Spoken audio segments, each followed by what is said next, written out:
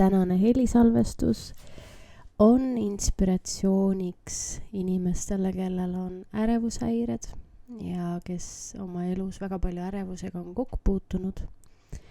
Ja loodan, et need järgnevad tund aega annavad sulle mõningal määral tuge ja võib-olla heidavad valgust ka teatud olukordadele ja aspektidele, mida me ärevuse häire olemasolul oma elus kipume silma kinni pigistama.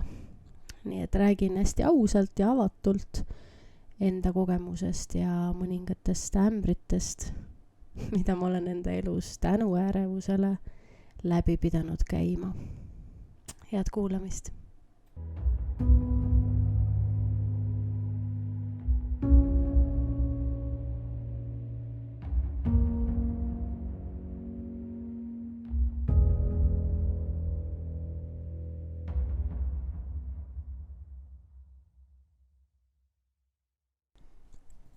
Mul on siiralt kahju nendest inimestest, kes on kaotanud täielikult usu sellesse, et ärevusest on võimalik välja tulla, üle olla, et võib paremaks minna ja et niimoodi ei pea elama. Ma olen juba mõnda aega jälginud inimesi, kellel on ärevus ja nende igapäevaseid muresid. Ja mul on nii kurb tõdeda, et ma olin seal, kus nad täna on. Mitte küll nii sügaval augus. Minu põhimure ei olnud see, kas see tablett toob kõrvalmõjusid või mitte. Ma sellises augus ei olnud. Aga võib-olla sellepärast, et minu sees oli alati sügavam teadmine, et kui ma selle seisundiga ei sündinud, siis ma saan seda muuta, mis tähendab seda, et mul on võimalik enda ellu tuua need mingid muutused, mul on võimalik midagi iseendaga ära teha, et see ei jääks püsivalt minu ellu, et see on mingi periood minu elus, aga et see muutub. Ja kõige kurvem on kõigele sellele kõrvalt peale vaadates öelda, et need inimesed ise usuvadki, et midagi ei muutu. Nad on võtnud väga palju kaitsehoiakuid, kuna nii halb on olla lihtsalt ja ma mõistan neid mingi tasandini. Aga ma näen ka seda, et nad on sees nii õnnetud, nad on nii katki ja nad enam ei tea, mis on see, mis võiks asju teha paremaks. Ja siis rünnatakse kõike. Sest usku ei ole mitte millegisse. Rünnatakse enesearengut, rünnatakse neid, kes ütlevad, et hei, tegele oma emotsioonidega, hei, tegele oma traumadega. Hei, kuule, äkki see suhe ei ole päris see, äkki see töökoht ei ole päris see. Äkki sul on eneseregulatsioon paigast ära. Äkki su närvisüsteem ei ole toetatud, äkki sinu unevajadused ei ole kaetud. Seda on kurb vaadata, et seda tööd ei jaksata teha iseendaga selleks, et sellest välja tulla. Ma täna, olles teisel pool väljas, võin rõõmsalt öelda, et pekki kui raske see oli. Aga see oli väärt igat seda päeva. Ma mäletan, kuidas ma nutsin reaalselt päevade kaupa õnnest. Kui see lõpuks nagu minu sisse jõudis, see arusaam. Aasta oli siis 2020. Maailm läks just hulluks ja kõik kukkus nagu kokku ja kõigil oli taevani paanikat ja maailm muutus väga drastiliselt. Ja ma mäletan, et ma ütlesin oma mehele mitmeid kordi, mul oleks nagu süümepiinad. Mul olid süümepiinad sellest, et ma tundsin ennast nii hästi ja ma nutsin tänulikkusest ja õnnest, kuna mul ei olnud enam ärevust. Ja kogu ülejäänud maailm oli mingis draamas ja traagikas. Aga ma tundsin esimest korda üle pikkade aastate sellist rahu ja õndsust enda sees, hoolimata sellest, mis maailmas toimus. Ja see teekond sinna ei olnud väga pikk. Et kui ma selle asja kätte võtsin ja teadlikult ennast hakkasin sellest ärevuse seisundist välja tooma, siis tegelikult kulus sellele vähem kui aasta. Seega mul on südamest siiralt kahju kõikidest nendest inimestest, kes on nagu kaotanud täielikult igasuguse usu. Usu sellesse, et me ei pea niimoodi elama. Et see, mis meie ajus toimub, see, mis meie kehas toimub, see, mis meie närvisüsteemis toimub, et sellel kõigel on üks suurem põhjus. Et see ei ole must ja valge, see ei ole lihtsalt üks rahusti sisse ja ma trambin edasi silmaklapid peas. See nõuab tõusmist. See nõuab iseenda muutmist. See nõuab enesearengusse sisse minemist. Ja see tähendabki seda, et sa astud enesearengusse ja sa hakkad pettuma meeletult. Sa kõigepealt pettud endas ja siis inimestes, kes su ümber on. Ja hästi palju on pettumust ja leina ja seda läbitöötamist, aga selle pettumuse tagant sa hakkadki leidma kõik need probleemid üles, mis selle tekitas su elus, mis selle ärevuse ja kõik selle trauma ja selle draama ja selle ellujäämise seisundi sinu elus aktiveeris. Ja kui seda läbi hakata töötama, siis sa hakkad ehitama uuesti ülesse kedagi, keda ei ole veel siin maailmas olnud. Ja sa hakkad ehitama ennast uuesti ülesse. Selleks inimeseks, kes sa tahad olla. See on enesearengu mõte. Aga ühel hetkel sa saad aru, et kõik see, mis sinu sees toimub, emotsioonidest, mõtetest, reaktsioonidest, et kõigel sellel on tegelikult ka põhjus. Ja kui sa selle kõik läbi töötad, siis voilà! Ma teadsin alati kuskil kuklas, et isegi kui need asjad, mida ma praegu teen, toimima ei hakka, siis siin maailmas on midagi, mis aitab mul sellest välja tuua. Ja seda usku ma ei kaotanud kunagi. Mitte kunagi, sest ma teadsin sügaval sisimas, et sellest on väljapääs. Ja tänu sellele ma arvan, et ma olen täna siin, kus ma olen. Et ma ei nõustunud sellega. Et ma ei langenud sellesse ohvrisse ja isegi kõige jubedamatel, kõige raskematel päevadel, kõige hullematel episoodidel kuskil sügaval sisimas minus oli teadmine, et see ei kesta igavesti.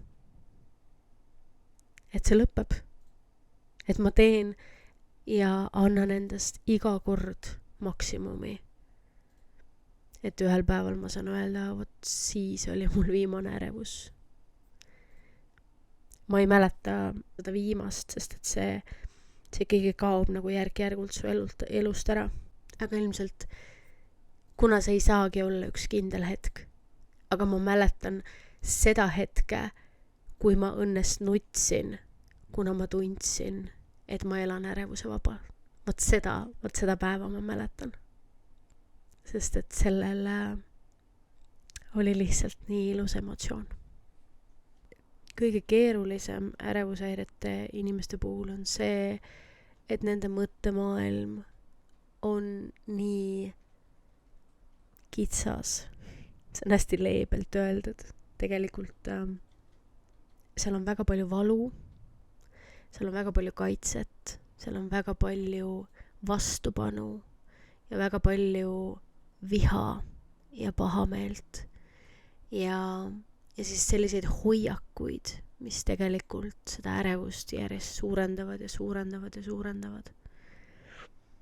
Ja need hoiakud on kõik need, mis tuleb enesearengus läbi töötada. Ja teraapias. Aga paljud on juba nii pettunud endas, ja üleüldse teraapias ja kõiges. Kaheldakse nii välises maailmas kui ka iseendas. ja see on arusaadav, sest et see on selline seisund, mis halvab inimesed. Seega ta halvab ka nende inimeste mõttemaailma väga-väga sügavalt. Ja jätab sinna väga sügavad jäljed. Nii et nendel inimestel on väga keeruline mõista, et sa oled osa sellest supist, mis sinu elus on. Ja selleks, et see supp ei oleks nii ebameeldiv taluda, tuleb vaadata, millest see supp koosneb. Ja see on ebamugav. Võib-olla sellepärast ongi see tablett palju lihtsam. Sest siis jääb see suur töö tegemata. See nagu valuvaigisti. Valuvaigisti samamoodi. Ta vaigistab küll valu, ta tuimestab selle ära, aga juurpõhjus või see algne põhjus, miks üldse valus on, seda ei ole adresseeritud. Nii et ärevusega on sama. Seal on palju asju, mida ei adresseerita. Ja selle tõttu paljude jaoks see võib olla elukestev piinapink lihtsalt. Ma teadsin ise sügaval sisimas, et see ei ole minu saatus. Mõni võib öelda, et sa oled lihtsalt kange või sa oledki selline inimene või sa oled väga tugev või need inimesed vist päris täpselt ei tea, kes ma olen. Sest et ma tulen sellisest perest ja sellisest kodust, kus mul oli väga keeruline aru saada, kes ma olen ja mis ma olen, miks ma olen, kui palju ma olen. Ja tugevaks inimeseks nimetavad mind inimesed, kes teavad mind väga pinnapealselt. Et see töö, mida ma olen pidanud iseenda sees tegema, mida teised inimesed ei näe, võib jätta väliselt sellise mulje. Aga tegelikult see ei vasta tõele. Ja kõik inimesed, hoolimata sellest, millised vahendid sulle kätte on antud, kõik inimesed saavad sellega tegelikult hakkama. Kõik inimesed. Lihtsalt seal on vaja seda sügavamat teadmist ja otsust, et see ei ole minu elu lõplik ja lõputu diagnoos. Et mina ise valin need reeglid, mina ise valin, mismoodi ma ikkagi elan. Ja meil on maailmas tohutult vahendeid. Tohutult ja meeletult. Lihtsalt need peaksid jõudma inimestele õigel ajal ja õiges kohas. Ma tean, et mul oleks ärevus palju aastaid vähem kestnud, kui ma ei oleks ise genereerinud mingit kamarajura esimesed aastad. Ja ma oleks päriselt jõudnud selleni ja nende nagu arusaamisteni, mis ärevus tekitab. Mis see tegelikult on. Mida see mu närvisüsteemiga teeb. Mis on need asjad, mis seda käivitavad ja kuidas ma saan selle välja lülitada. Kui need vahendid või need tööriistad oleks mulle antud esimestel aastatel, mul ei oleks see kestnud nii kaua, ma tean seda. Siis ma sumpasin mingisuguses info jaburuses. Teistpidi jällegi ma pidin arenema sinnamaani, et ma üldse oleksin võimeline vastu võtma seda informatsiooni, et see ei ole minu eluaegne diagnoos. Et ma eluaeg ei ole ärevuses. Ma eluaeg ei ela paanikahäiresse. Sest see ei ole elu. See ei ole elamine, see on elu jäämine. Et palun teeme sellel vahet. Et kui keegi küsib ärevushäireka inimese käest, et kuidas sa elad, siis tegelikult vastus on, ma ei ela. Ma tegelen ellu jäämisega. Ja need on kaks täiesti erinevat asja. Ja selle ellu jäämisega kaasnevad veel mõningad nüansid, mida ärevushäirega inimesed võib-olla jätavad natuke kahe silma vahele, sest neil on niigi keeruline toime tulla sellega, mis nende endiga toimub. Aga kui ma otse ja ausalt räägin sellest täna, siis mind raputas lahti kogu see ärevus ja see seisund siis, kui ma sain aru, kuidas see mõjutab minu lähedasi. Et sinnamaani ma elasin nagu ignorantselt oma mingisuguses maailmas. Minul on paha, minul on vastik, minul on praegu ärevus, minul on halb olla.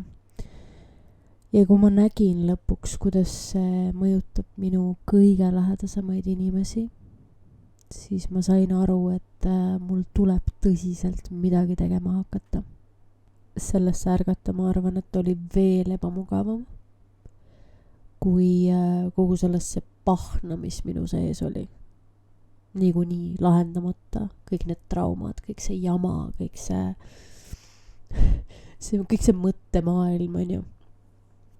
Ja kui sa näed, et sinu jama otseselt laastab, hävitab ja teeb nii palju valu sinu lähedastele, siis sa hakkad aru saama, et okei, võib-olla ma ei peaks olema praegu enam nii enesekeskne ja võib-olla ma peaksin tõesti endas midagi päriselt ära muutma.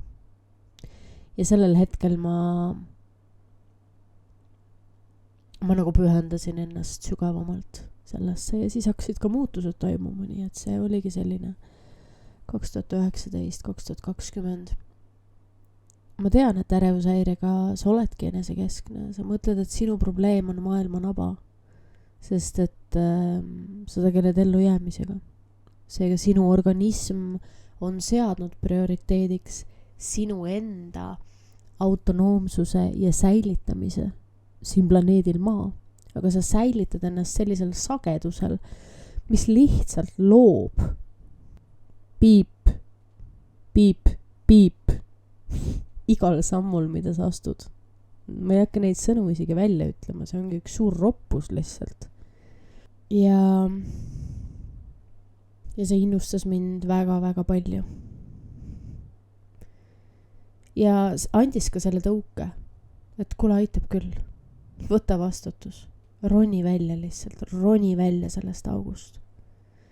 Et iga päev, iga hetk, kui mul oli meeletult raske, siis ma tean, et ma vaatasin oma lähedaste poole ja ma ütlesin, ma ei taha, et nemad kannatavad.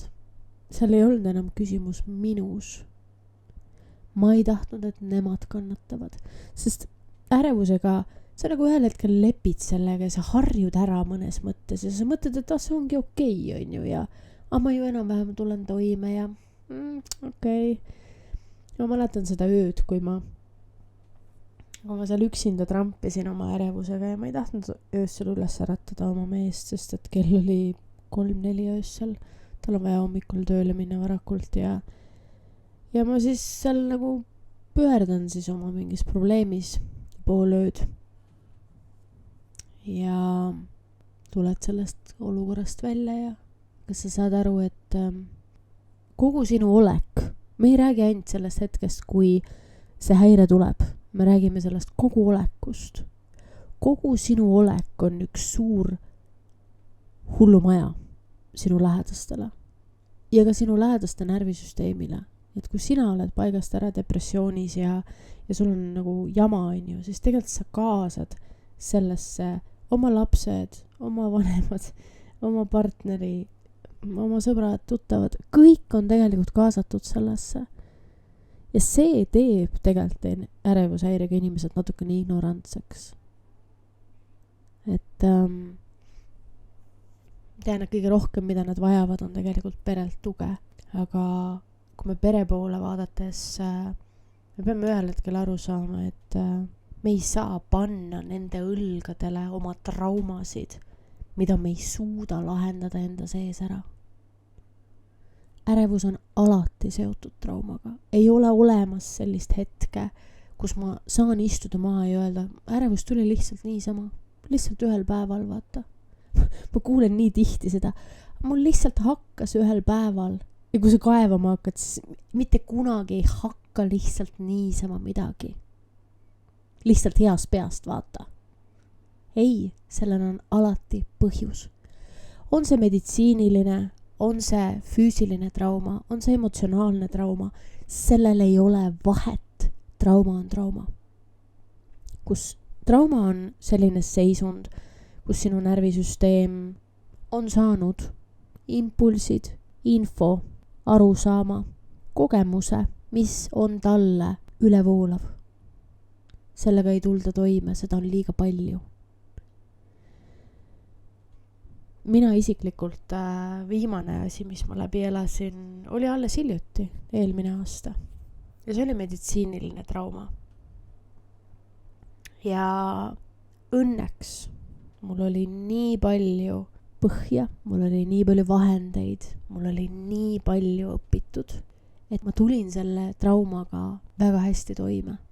Puhtalt sellepärast, et ma olin õppinud. Seega ma teadsin, kuidas traumat käsitleda. Selliselt, et ta kõige vähem meie süsteemi mõjutaks pikas perspektiivis.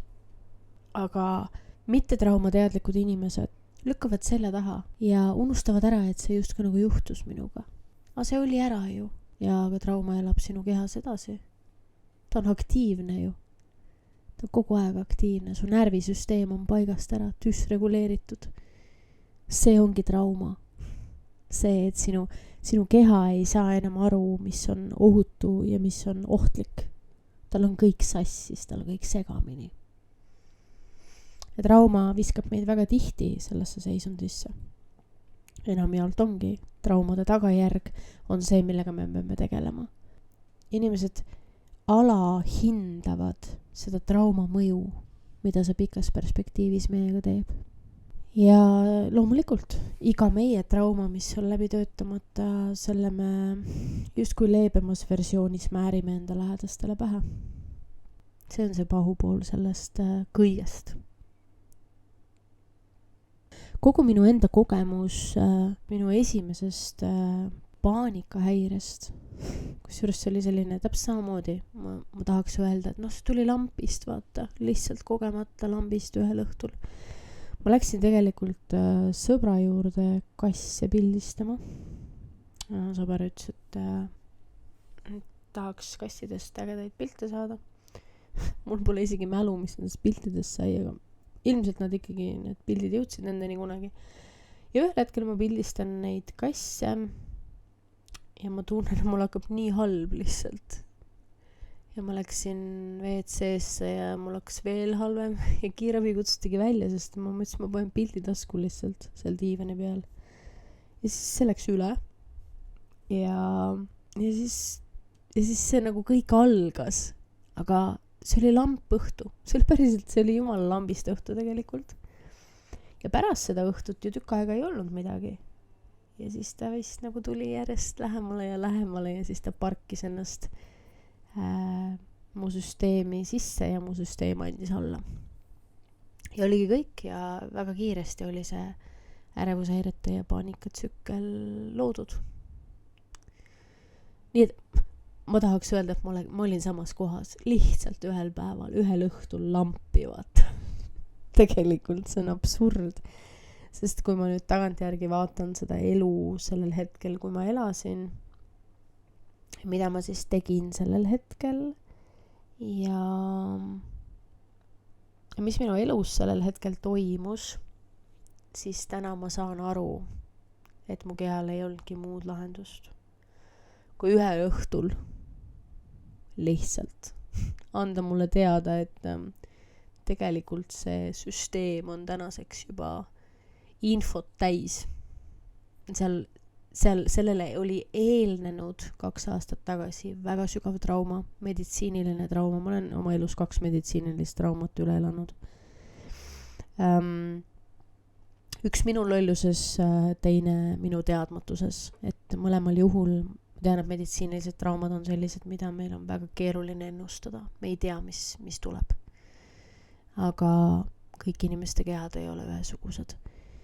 Ja sinna ette oli seal oli lahkuminek, veel enne seda oli veel lahkuminek ja toksiline suhe ja see kõik oli läbi töötamata. Ja see kõik oli kuhjunud.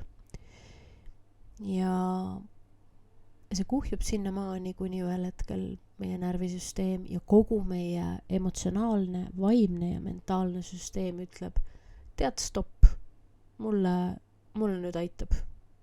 Seda on liiga palju. Ja see liiga palju tähendabki seda, et meid lükatakse ellujäämise moodi. See on lihtsalt ellujäämise seisund, muude midagi. Ja triggerid, millest inimesed hakkavad rääkima või ärevushäirega inimesed hakkavad rääkima, need on lõpuks nagu üsna seosetud. Ma tean, et kliinilises psühholoogias hästi palju tahetakse sellele rõhuda, et mis sind triggerdab, et otsida neid foobiaid nagu inimese sellest teadvusest ülesse ja kas sa kardad seda või oi, sa oled mingi, tervis on sulle probleem ja ma olin ka see, kes mõtles vist igasugusest jama välja seoses oma tervisega, sest sa hakkadki seda mõtlema, sest sa saad aru, et mitte mingisuguse erilise põhjuseta sul hakkab, ma ei tea, õhtusöögilauas oma perega istudes meeletult halb, on ju. Mitte, et sa tegelikult oled sisemiselt pinges, mida sa ära ei taju, aga okei, see selleks. Ja siis hakatakse otsima absurdseid triggereid. No näiteks üks triggeritest on see, et inimesed lähevad poodi. Mitte, et nad füüsiliselt triggerdavad seda sellepärast, et kui me poes silmadega otsime riiulitelt kaupa, siis me aktiveerime aju. Ja see on inimese silmad käivad poes ringi sarnaselt REM-unele ja me saadame tegelikult ajule signaali, et kuule hakka läbi töötama. Aga kui sul on hunnik jama lihtsalt, sul on hunnik läbi töötamata emotsioone, mingisuguseid laenguid, mingisuguseid halbu mälestusi, traumasid, süsteem on lihtsalt pingul ja täis informatsiooni, mis on kõik läbi töötamata ja läbi mõtestamata, siis ilmselgelt ta käivitub. Ja siis ongi, poes on halb olla. Keegi ei saa aru, aga miks see pood siis niimoodi triggerdab mind. Tegelikult see on puht füüsiline. Su silmad käivad mööda lette ringi, edasi-tagasi, mis käivitab aju. Mine mõne arsti juurde ja siis ta ei seleta sulle seda. Ta ei ütle sulle seda, miks sul poes halb hakkab. Kõik, mis toimub ärevuse ajal, on väga primitiivne. Ja sellel on väga vähe seost sellega, mida meie välises maailmas arvame.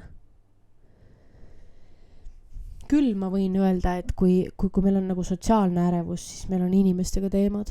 Me ei tunne ennast inimestega turvaliselt, mis tähendabki seda, et mul on varasem trauma sellega, et ma ei tunne ennast inimestega turvaliselt. See saab võib alguse saada juba lapsepõlves, kus minu eest hoolitsevad inimesed ei ole turvalised minu jaoks. Nad on ettearvamatud, nad on spontaansed, nad on emotsionaalselt ebaküpsed, nad on hoolimatud võib-olla oma suhtes, nad on jätnud ma võib-olla väga rasketel hetkedel täiesti üksinda, kus ma olen pidanud toime tulema väga suurte hirmude ja arusaamatute asjadega oma elus.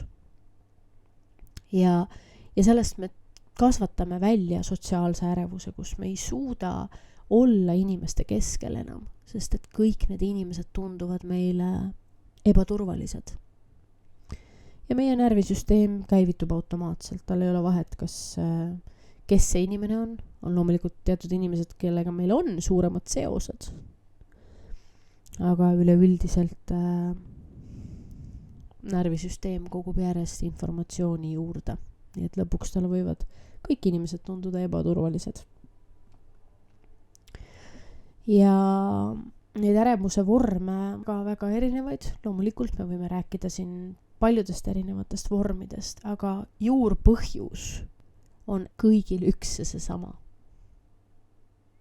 Väga harvad ja erilised eksemplarid on need, kus me saame öelda, et ma ei tea, kas see on välja arenenud siis juba sündides või see on tekkinud siis teatud keemilistel põhjustel meie kehas. Aga see on tõesti harv juhus. Mida ärevusega tahetakse meile maha müüa on see, et ajukeemia läheb paigast ära. Ja see on jällegi, see on lõpp-produkt. See on jällegi nagu, see on lõpptulemus sellele, et kogu süsteem on paigast ära. Et kui keha ei saa olla puhka ja seedi seisundis väga kaua aega, need inimesed ei maga korralikult, nendel on kogu aeg nagu kogu süsteem on ärevil seisundis, siis loomulikult sul läheb lõpuks kogu bioloogiline kell ja kehakeemia paigast ära. Puhtalt juba sellepärast, et kui sa ei maga sügavat und, siis sinu aju ei saa toksiine väljutada. meie aju ulbib sellise vedeliku sees ja see vedelik siis sügava une ajal lastakse läbi lümfide meie kehasse, sest meil ei ole lümfisüsteemi ajus endas. Lähimad on meil siis siin selle kaela piirkonnas. Ja kui me ei maga sügavat und, siis meie aju ulbib meie enda toksiinide sees. Nii et kaugelt, või nagu kauges perspektiivis võttes, jah, see vastab tõele, et meil läheb ajukeemia paigast ära, aga see serotoniini paigast ära minemine ei vasta kahjuks tõele, sest et teaduslikult me täna teame, et 90% serotoniini toodetakse tegelikult meie soolestikus. Ja soolestik lähebki paigast ära, sest et vagusnärv on paigast ära. Sest vagusnärv on meie parasümpaatilise, puhka ja seedi närvisüsteemi kõige suurem haru. Nii et kui ma ei ole puhka ja seedi seisundis, ma ei suuda seda saavutada, sest mul on pidevalt ärevus üleval, siis ilmselgelt soolestikus on pidevalt ärritunud ja ärev seisund, sest kogu aeg tahetakse soolt tühjana hoida, et meil oleks võimalik oma elujäämis toimingud lõpuni viia. Meie keha ei seedi. Sealt tuleb jällegi mineraalide puudus.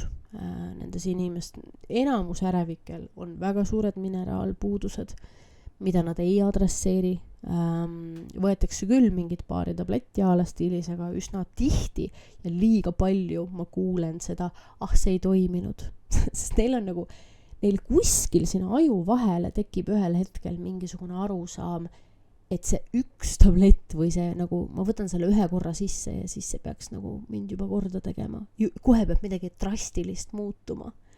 Et nad ootavad või nad suunavad oma tähelepanu ühele kindlale asjale, et see nüüd hüppeliselt peaks midagi mu elus ära muutma.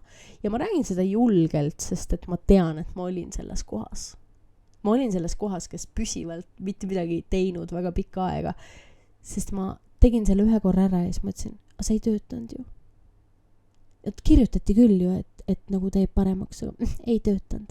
Täpselt sama on see, et ärevikud lähevad näiteks nõelravisse, on ju. Nad ei usu sellesse eriti väga.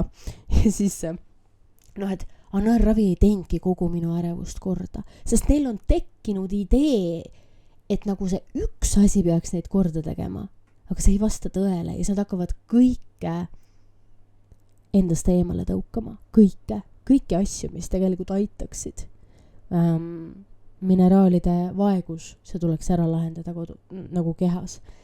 Loomulikult nõelraviga me saame äratada üles teatud meie kehasüsteemid, mis on magama jäänud ja toetada näiteks meie maotööd, meie maksatööd, meie soolestikutööd ja kas või panna paar nõela kopsukanalisse, et lihtsalt seda kurbust meie seest välja saada. Nii lihtne see tegelikult ongi, aga väikestest asjadest saavad lõpuks suured asjad. Ja kui me sellest selliselt aru ei saa, siis see ärevus elab meiega väga-väga pikka aega. Ja sama on see emotsioonide pool, et mul on jäänud selline mulje ja ma tean, et ma ise seda tegin, nii et ma pigem räägin enda kogemusest. Mul oli siuke arvamus, et kui ma nüüd siis vabastan lähen ühe korra teraapiasse, vabastan selle ühe emotsiooni ära või töötan selle mingi ühe asja läbi, et siis nüüd mitte kunagi mitte ühtegi ärevust tagasi ei tule. Aga see ei vastanud ka tõele. Sest et tegelikult ma võisin ju seda teha, aga igapäevaselt, see ülejäänud 24/7 on ju, mis ma iseendaga iga päev aega koos veetsin, oli asi täpselt sama. Nii et ma lootsin selle ühe asja peale, muutmata mitte midagi minu ülejäänud päevas.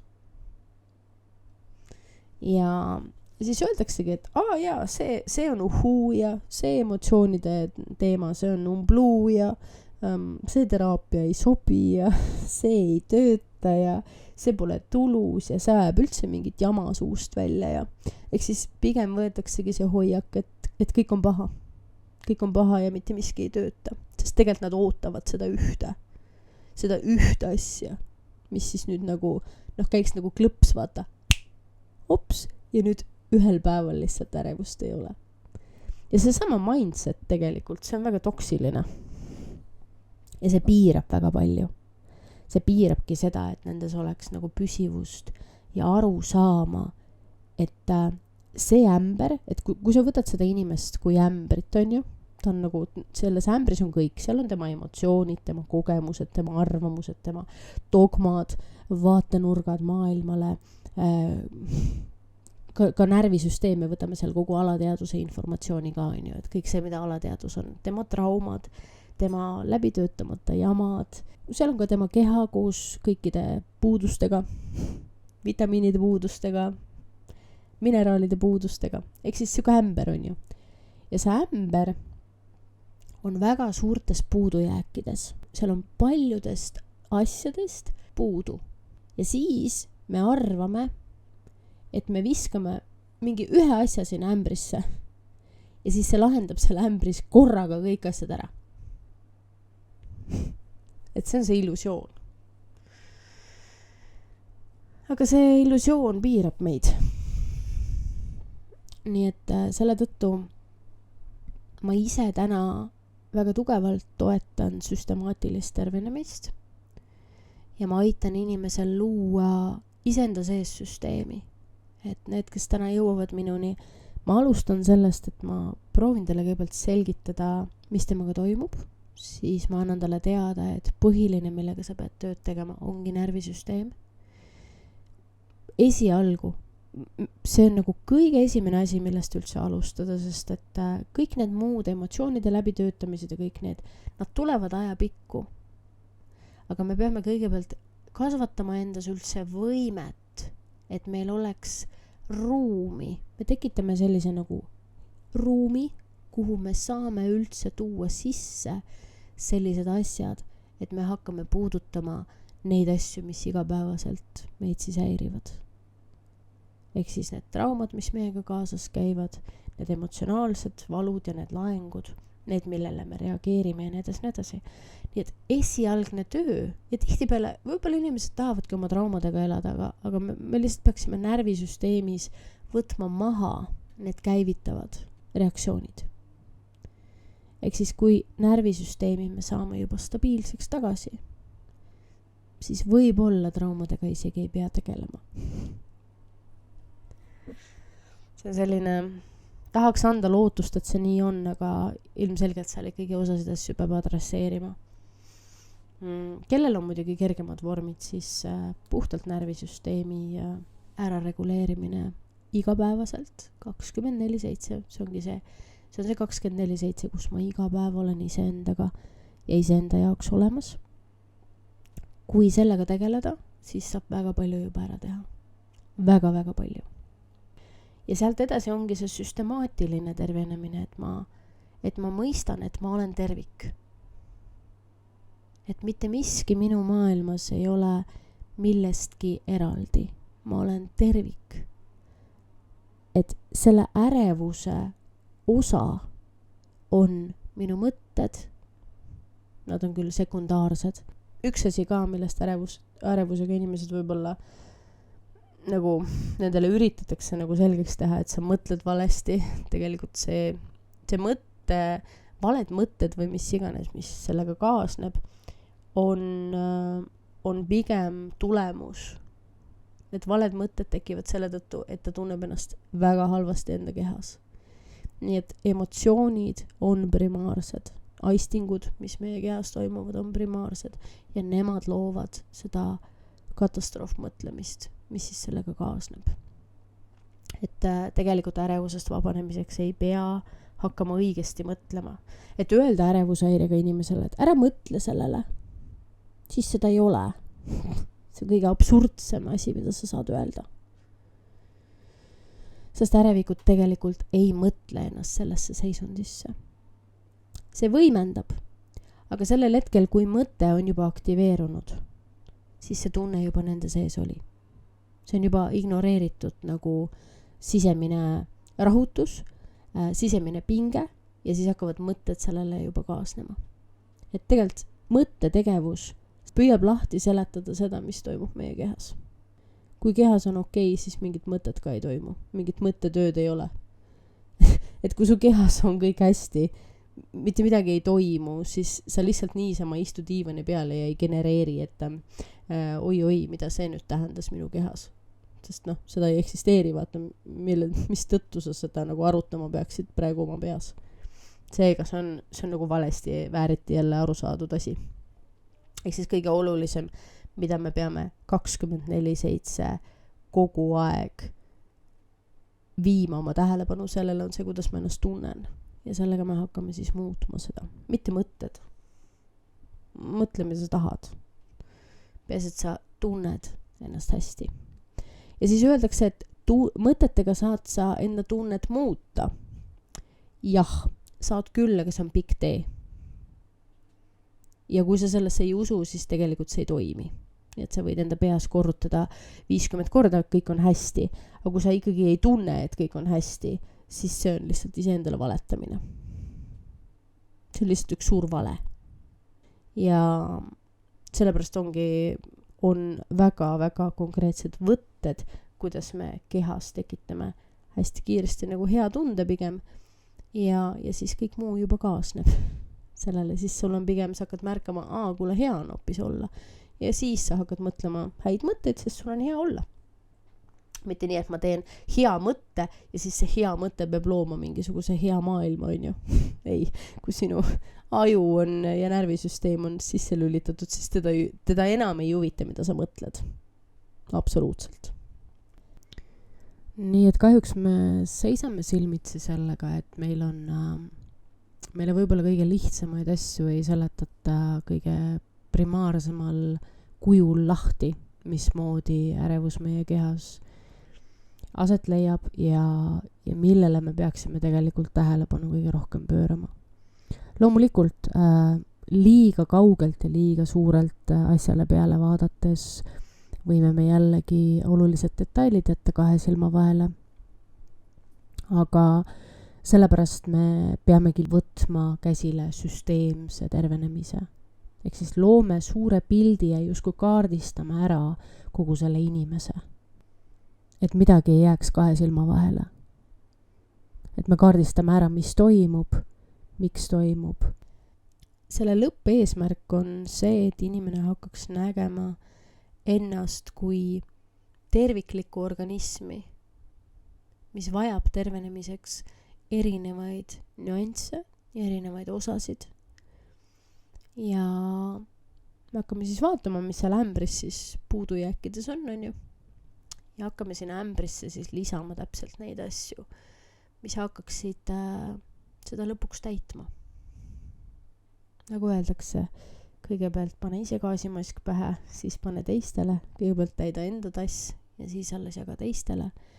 Nii et iga inimene peab hoolitsema omaenda ämbri eest. Ja seal ämbris on kõik. Meie mõtetest kuni emotsioonide, tajude ja kogemusteni välja. Nii et inimene on kompleksne, inimene on väga kompleksne, aga me oleme jõudnud ikkagi, et oma ajastul sinnamaani, kus me mõistame juba aastatuhandeid, kuidas inimene töötab, kuidas mingid asjad inimest mõjutavad, kuidas stress ja emotsioonid meid mõjutavad ja kuidas üks või teine asi viib meid paigast ära. Nii et iga asja peale ärevushäirega inimesed, seal on nagu 2 leeri, on ju.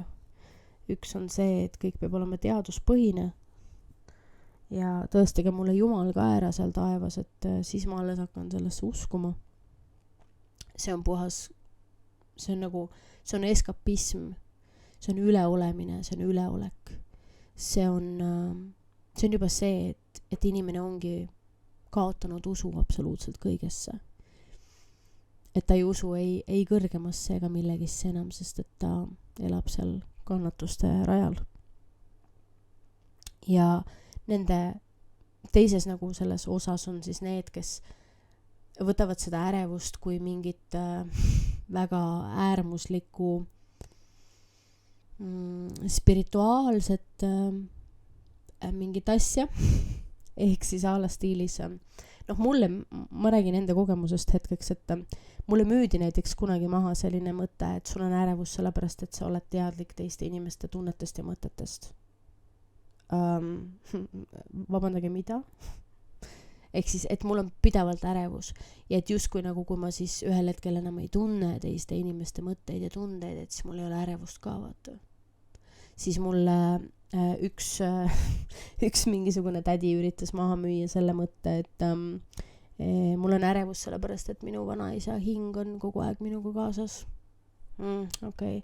Ühesõnaga, no, te saate aru nagu see spirituaalne, see absurdne pool, kus hakatakse mingisugust jura sulle lihtsalt ajama ja ma ütlen seda väga-väga karmi häälega välja, see on tõsiselt jura. Ehk siis me ajame inimesele sellist nagu mingit pahna pähe ja tänu sellele ma arvan, et paljud ärevuse inimesed ei julge isegi oma jalga astuda sinna enesearengu poole, sest neile tundub, et see ongi üks suur jura, on ju. Ja see väga suuresti mõnes mõttes ongi. Ma ei hakka seda tagasi ajama, mitte mingis mõttes. Seal on selliseid eksemplare, kelle peale tahaks lihtsalt vaadata ja öelda, kuidas sa sinna said. Mis sinu maailmas toimub, et sa selliseid asju genereerid. Aga ilmselt ka nemad on vajalikud kellegi jaoks. Ehk siis me läheme sellisesse täiesti teistsugusesse äärmusesse, kus me tõmbame selle spirituaalsuse nii meeletult laua peale, et me enam ei mõista, mida me lahendame. No ala stiilis ongi, räägime, et ma ei tea, eelmiste eludega on see üldse seotud või et sul on ärevus sellepärast, et sinu vanaisa, ma ei tea, tegeles mingisuguse asjaga ja tappis seal kunagi kellegi ära ja nüüd sa pead konstellatsiooni minema selleks, et saada sellest ärevusest lahti, on ju. Vot need on absurdi tipud. Selle kohta ma ütlen päriselt, et nagu stop it. Lõpetage ära inimesed, lihtsalt lõpetage ära, et on teatud asjad meie elus, mida me saame natukene adekvaatsemalt ka lahendada ja ärevus on üks nendest.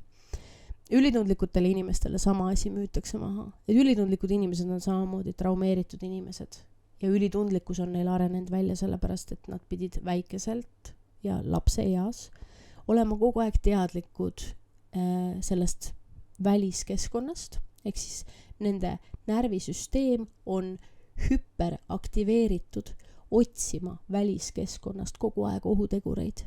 See on tegelikult see, mis toimub ülitundlikute inimestega. Ja mulle müüdi seda ka maha. Mulle müüdi seda väga pikalt maha.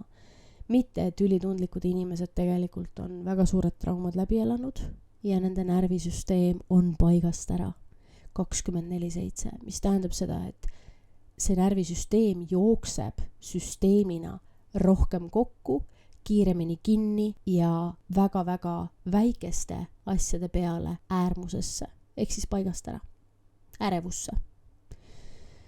Ja jällegi, ja siis me hakkame esoteerika maailmas rääkima nendele inimestele, et sa oled ülitundlik, sa oled üliteadlik, sul on kingitus lihtsalt, sul on antud selline väärtuslik, intuitiivne kingitus, õpi seda kasutama ja siis sa oled, ma ei tea, whatever, aitad siin kogu planeedil kõik inimesi üle linnutee ala stiilis, on ju. Ja ma olen seda ka kuulnud. Teate, sellel päeval, kui ärevust enam ei ole, siis intuitiivsus jääb alles, aga ta hakkab töötama sinu enda kasuks, mitte sinu vastu. Ehk siis ülitundlikkus, see jääb meiega, sest et see on meie närvisüsteemi väljaarenemise fundamentaalne osa. Me ei hakka seda enam muutma. Küll aga, kui traumad läbi töötada, siis see ülitundlikkus läheb normaalsele tasemele. Ehk siis ta on talutav. Ja jällegi, ärme siis aja nendele inimestele igasugust kamarajura suust välja, sest et vastasel juhul nad võib-olla teevad iseendale rohkem liiga. Selle asemel, et ennast kõigepealt ära reguleerida, viia ennast homoestaasi, viia ennast sellisesse rahulolevasse seisundisse ja siis hakata avastama ja kasutama oma seda intuitiivset poolt ja oma ülitundlikkust.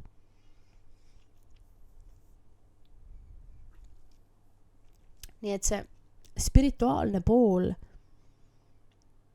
on ühtepidi laastav, teistpidi jällegi, eks ta vajutab nende inimeste, nende valukohtadele, mida nad on valmis uskuma. Et me ei saa üheltki inimeselt võtta ära kogemust, et kui ta nagu jõuab sinna selle inimeseni, kes seda jama talle suust välja ajab, okei, see selleks. Küll aga ma siiralt loodan ja ma südamest soovin, et me ärevushäiretega inimeste puhul tuleb leida selline kuldne kesktee. Need inimesed peavad mõistma, et seal on selline kuldne kesktee spirituaalsuse ja meditsiini vahel ja seal on tegelikult see lahendus. Ei ole seda lahendust ainult spirituaalsuses ja ei ole seda lahendust seal tabletis, vaid see on seal keskel. Ehk siis tasakaal. Ärevus ilmselt polegi midagi muud kui tasakaalust täielikult välja läinud organism kõikidel erinevatel tasanditel. Ja mõni inimene kuulab seda ja ta mõtleb, issand jumal, see on ju kõik umbluu, mis ta ajab suust välja. Ilmselgelt on, sest iga inimene kuuleb niikuinii seda, mida ma räägin, vastavalt oma arusaamistele, vastavalt sellele, mida ta praegu on valmis oma elus vastu võtma. Ja senikaua ongi, kui me elame sellises eskapismis ja üleolekus ja vastupanus, siis meil on lihtsam uskuda mitte midagi, kui seda, et me usume midagi, mis võiks anda meile tegelikult võimaluse tervenemiseks. Ja me seda teist poolt ka veel vaatame, need inimesed, kes mitte midagi enam võib-olla ei usu ja see meeletu spirituaalne pool ja siis see meditsiini usku pool ja et kõik on äärmused. Kui me seda kokku võtame, siis nad on äärmused. Ja mitte ükski äärmus, ma vähemalt ei ole märganud enda eluaja jooksul, et ükski äärmus teeniks kellegi kõrgemat heaolu. Äärmused on äärmused põhjustega. Nad on sellepärast, et seal puudub tasakaal, seal puudub võimekus näha igas asjas midagi head ja midagi halba. Ehk siis me oleme äärmuses, me kas näeme siis kõike halvana või me näeme kõike heana. Ja me ei oska enam leida iseendas läbi oma sisetunde, läbi oma südame ja läbi oma sellise nagu kõrgema juhatuse ja kõige, mis on meie sees. Me ei suuda leida enam seda tasakaalu. Meid ei juhatata enam õigete asjadeni. Ja siis me lähme äärmustesse. Need katkised inimesed on alati istuvad äärmuste äärealadel. Ja ma loodan, et inimesed sellega ära ei harju. Et ühiskond liigub sinna poole, et me järjest rohkem inimestena suunaksime oma lähedasi, kellel on ärevushäired, ka õigete ressurssideni. Et kui sellel hetkel selle inimese uskumus on see, et okei, see kliiniline psühholoog ja need tabletid, alusta sealt. Aga mida ma sooviksin ja mida ma siiralt tahaksin, on see, et need, kes on siis meditsiini pool, et nad hakkaksid inimesega rääkima taas nagu inimesega. Et nad hakkaksid talle jagama, et on olemas tablett, ta teeb hetkel sinul olemise talutavamaks. Aga selle jaoks on see talutavamaks tehtud, et sa saaksid natukene hakata vaatama sinna sisse oma ellu, mis sind siia tõi. Mis selle su elus lõi. Et sa tekitaksid, see tekitabki tegelikult nagu võimekust või ruumi. Et me saaks hakata vaatama, oota, kuidas ma siia jõudsin oma elus. Mis toimub minuga. Ja ma siiralt loodan, et järjest rohkem terapeute, nii spirituaalses kui ka puhtalt meditsiinilisel poolel, et nad tuleksid keskele ikkagi kokku ja saaksid aru, et see kõik võiks olla inimese keskne.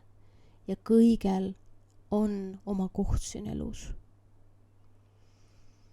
Et kui inimene on ärevusse jõudnud, siis suuname teda selle mõttega edasi oma elus, et see tablett annab sulle sellise ruumi, aga sul tuleb hakata tegelema iseendaga, sest sinu süsteem elab ellujäämises. Et kuidas sa siia jõudsid ja mis sinu elus selleks toimub.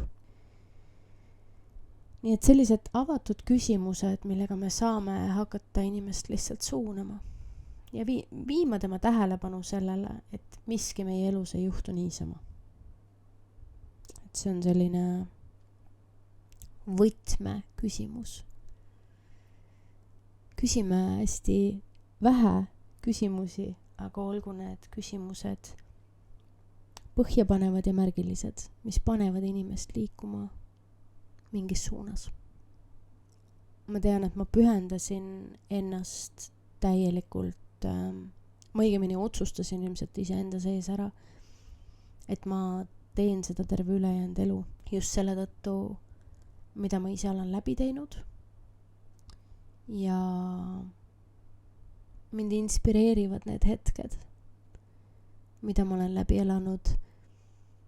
Ma tunnen, et ma olen jõudnud hetkel sellisesse kohta oma elus, kus ma saan olla toeks endale inimestel, kellel on ärevus. Ma tean, et veel kuskil 2-3 aastat tagasi ma korrutasin väga konkreetselt, et ma ei hakka kunagi aitama inimesi, kellel on ärevus. Mul oli selline kaitselause, kus ma ütlesin, et nad on peast segased lihtsalt.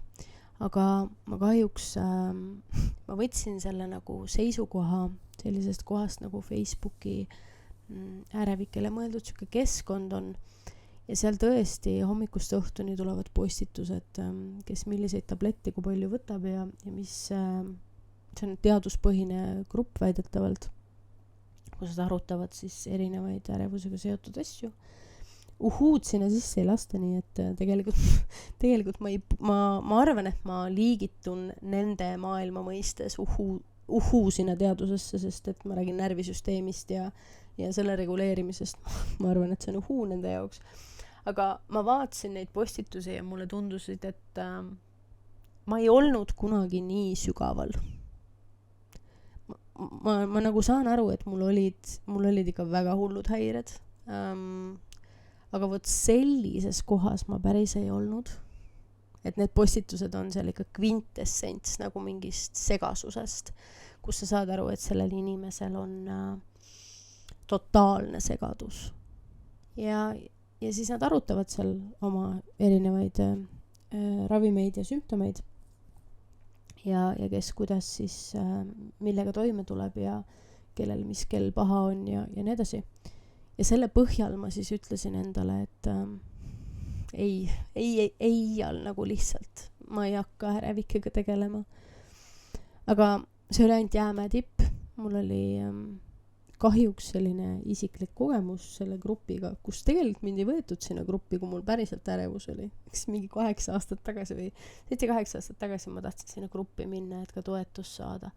Täna ma saan aru, et jumal tänatud, et ma ei saanud sinna gruppi, sest muidu ma oleks võib-olla koos nendega seal nagu mõõtnud oma antidepressantide mingisuguseid tablette, et ma pidin minema teist teed. Et ma arvan, et see oli kingitus mulle tegelikult. Ja on ju näha selgelt iga postitusega, et nad ei leia väljapääsu, et nad keerutavad lihtsalt oma nendes probleemides ja kogukondlikult siis koos, sest just siis äkki oleks nagu lihtsam, et kui me koos oleme selle ühe asja eest siin kõik siplemas. Aga tegelikult see on justkui nagu nõiaring. Ja kui ma sellele nagu peale vaatasin, siis ma sain aru, et ma ei ole kunagi olnud nii sügavas mülkas, et ma ei jõudnud sinna. Ma õnneks ei jõudnud sinna. Ma arvan, et kõrgemad jõud hoidsid mind. Et see valgus oli vist mul peal, et ma ei läheks nii sügavale pimedusse. päriselt, see on juba vaimupimedus lihtsalt. Sa näed, et need inimesed ei usu enam millegisse. Et kui sa tuled teisest otsast välja, siis sa saad aru, et kõrgem jõud, Jumal, kõiksus, mis iganes, ta on olemas. Isegi kõrgem mina, usu, millest sa tahad, aga usu, et midagi kõrgemat on olemas. Ja just paar päeva tagasi seal oli postitus, keegi pani siis veel mettmoka peale seal kirjutades, et ainult Jumal saab sind aidata sinu kannatusest välja. Ja täna ma saan aru selle lause olulisust, sest tegelikult sellel hetkel, kui sa eladki seal kannatuses, siis sa lihtsalt oled täielikult kaotanud usu absoluutselt kõigesse. Ja see podcasti mõte siin täna ju ja seda jagada on ka sellepärast, et ilma usuta me ei jõua inimkonnana mitte kuskile ja sa ei jõua ka teisele poole, sa ei jõua teisele poole silda, sa ei tule läbi sellest ärevusest ilma usuta. Ja see mettmoka peale, see on see kriibib südant ja hinge, sest et seda on valus lugeda seal ja siis tahad hoopis kõik kirikud võib-olla maha põletada suure ängistusega, sest et sind on tabanud see kannatus. Aga samas sa ei usu ka millegisse helgemasse. Sa tõukad kõike eemale endast. Ja see on see kurb osa sellest lihtsalt. Nii et ma olen südamest tänulik, ei lähe päeva mööda, kui ma ei täna iseendas seda realistlikud spiritualismi, mis on mind sellest sopast välja aidanud. Et aitäh selle eest. Aga täna ma töötan väga aktiivselt ärevikega ja ei, nad ei tundu mulle segased.